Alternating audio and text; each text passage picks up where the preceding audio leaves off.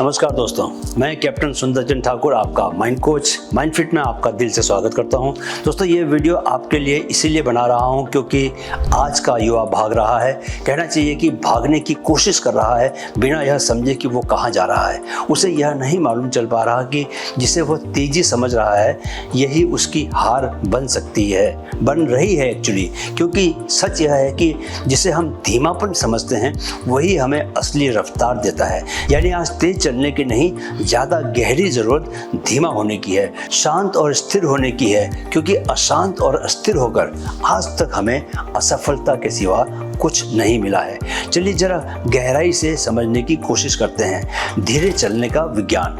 आज अगर कोई कहे कि तेज काम करो, फास्ट हासिल करो, हम मान लेते हैं कि वही सफलता का रास्ता है। पर साइंस कुछ और कहती है दोस्तों। स्टैनफोर्ड यूनिवर्सिटी की एक रिसर्च कहती है कि जब इंसान फिजिकल पेस को कॉन्शियसली स्लो करता है तो उसकी मेंटल क्लैरिटी और क्रिएटिविटी बढ़ जाती है। इस स्टडी में पाया गया दोस्तों कि जो लोग थोड़ा धीरे चलकर सोचते हैं उनके आइडियाज़ ज़्यादा यूनिक और डीप होते हैं और ज़्यादा इम्प्लीमेंटेबल होते हैं। हार्वर्ड के एक और एक्सपेरिमेंट में जब पार्टिसिपेंट्स को एक टास्क से पहले 10 मिनट तक स्लो वॉक कराया गया तो उनका प्रॉब्लम सॉल्विंग रेट 30% बेटर हो गया बनिस्बत उनके जो जल्दबाजी में थे, जो जल्दी काम कर रहे थे।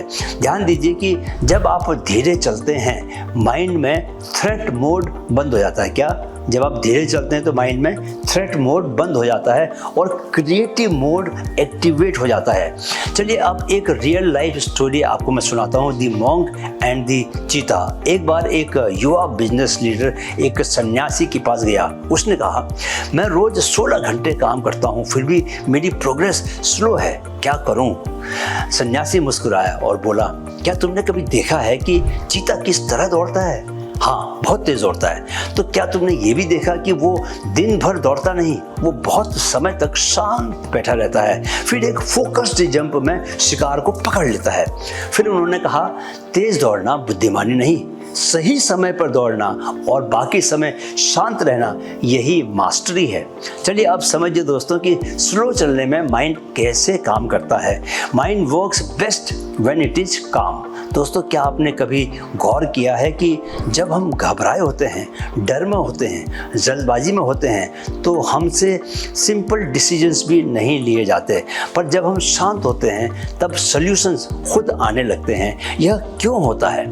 जब आप शांत और धीमी गति में होते हैं दोस्तों तो प्रीफ्रंटल कॉर्टेक्स एक्टिव होता है जो प्लानिंग को, फोकस को और डीप थिंकिंग को आपकी बढ़ाता है। लेकिन जैसे ही आप पैनिक या हेस्ट में जाते हैं तो एमिगडाला एक्टिवेट हो जाता है जो सिर्फ सर्वाइवल के बारे में सोचता है, उसके बारे में चिंता करता है। इस इक्वेशन को याद रखें, survival mode is equal to short term thinking, creative mode is equal to long term vision. इसीलिए धीरे चलने वाले लोग अक्सर ज़्यादा तेज़ी से ग्रो करते हैं क्योंकि वो अपनी ऊर्जा, अपनी एनर्जी को वाइजली, बुद्धिमानी के साथ यूज करते हैं। आपको यह बात थोड़ी अजीब लगेगी दोस्तों, लेकिन यही सच है। आपको मैं एक जापानी दर्शन के बारे में बताता हूँ, जरा ध्यान से सुनने की कोशिश कीजिएगा।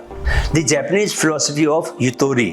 यूतोरी जापान का दोस्तों एक बहुत ही खूबसूरत शब्द है जिसका मतलब है spaciousness in time, mind and emotions. जापानी स्कूलों में ये सिखाया जाता है कि अगर आप सही डिसीजंस लेना चाहते हो तो अपनी सोच के आसपास थोड़ा सा स्पेस बनाकर रखो, यानी खुद को ओवरफिल्ड मत करो।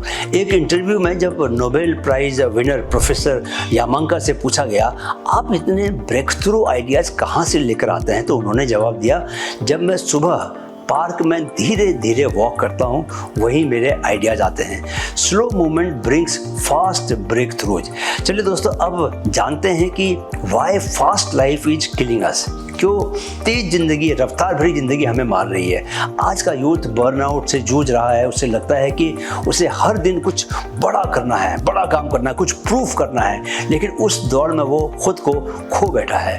WHO की रिपोर्ट कहती है दोस्तों कि 16 से 30 की उम्र के युवाओं में एंजाइटी ब्रेन फॉग और फटीग का सबसे बड़ा कारण है ओवर स्टिमुलेशन और फास्ट लिविंग।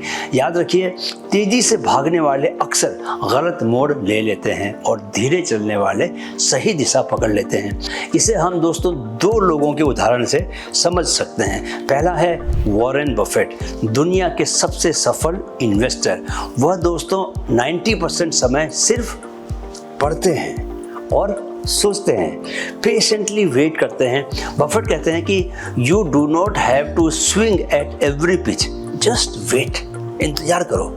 दूसरे हैं एमएस धोनी, सबसे काम कैप्टन। वो कभी घबराया नहीं, उन्होंने सिर्फ ऑब्जर्व किया और आखिरी 5 ओवर्स में गेम को पूरा सर्किबल घुमा दिया। क्योंकि धीरे सोचने वाला इंसान तेज हालात में भी सही, एकदम सटीक डिसीजंस लेता है।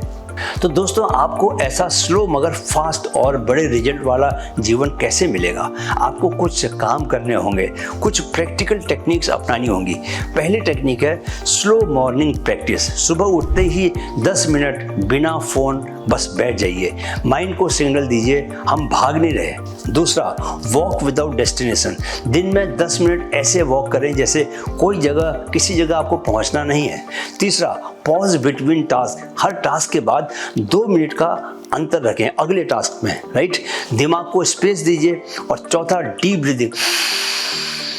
जब लगे कि आप दौड़ रहे हैं, 5 बार गहरी सांस लीजिए, आपका दिमाग इंस्टेंटली काम हो जाएगा। तो दोस्तों, यह जान लो कि धीरे चलना कमजोरी नहीं, ये क्या है, एक्चुअली मास्टरी है। माइंड को अगर आप तेज बनाना चाहते हैं तो उसके चारों ओर स्लो टाइम दीजिए, एकदम स्लो। आज से एक कमिटमेंट करें कि मैं भागूंगा नहीं, मैं जागूंगा। मैं तेज नहीं दिखूंगा, मैं गहराई से सोचूंगा। क्योंकि जो धीरे चलता है वही दूर तक जाता है। वीडियो देखने के लिए दिल से आभार। माइंडफिट से जुड़े रहें दोस्तों, मेरे साथ कहें कि मन में है तो मुमकिन है। Keep learning, keep growing with MindFit. नमस्कार।